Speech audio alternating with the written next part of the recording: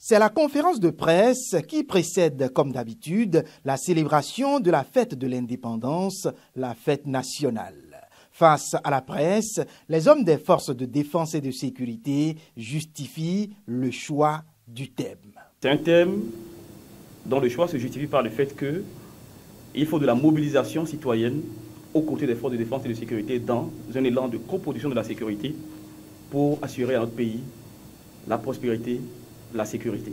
Plusieurs phases sont prévues dans le déroulé proprement dit du défilé du 1er août 2025. Il s'agira de la mise en place des troupes et de l'installation des invités au niveau de la tribune. Suivra le dépôt de gerbes par le chef de l'État au monument aux dévoués, 6 au jardin de Mathieu.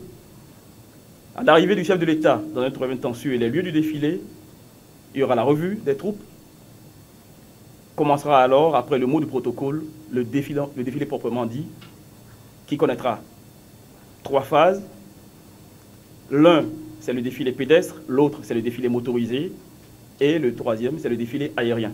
Au total, 40 pelotons de 127 hommes, 112 engins roulants, 16 vecteurs aériens et 10 embarcations de la Marine nationale seront mobilisés pour une durée de 90 minutes, avec bien d'innovation. C'est le changement, vous l'aurez constaté, avec les attributs que j'ai actuellement, c'est le changement de la tenue militaire qui passe à l'ère du digital. Une tenue qui respecte les normes de confort associées à la résistance et à l'esthétique. L'autre innovation que nous avons apportée à ce défilé de 2025, c'est l'accroissement de l'effectif qui traditionnellement était de 123 par peloton, mais qui passe à 127 parce que précisément, il a été jugé bon qu'au moment de l'éclatement du peloton au niveau de la tribune officielle, que le trio se dédouble. Et donc cela explique le fait que nous passons de 123 à 127. L'autre innovation, c'est la participation à ce défilé de nouveaux vecteurs aériens spécialisés dans la reconnaissance et la surveillance aérienne. Et dans le cadre de cette célébration, un plan de circulation a été mis en place. Tout ce que vous voyez en rouge, ce sont les routes qui seront fermées à la circulation. De même, toutes les pénétrantes et les rocades qui donnent accès au lieu de défilé seront fermées.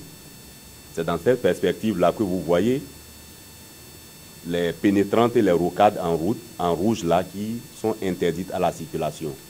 Là où vous voyez le vert et le rouge, cela veut dire que la circulation sera restreinte.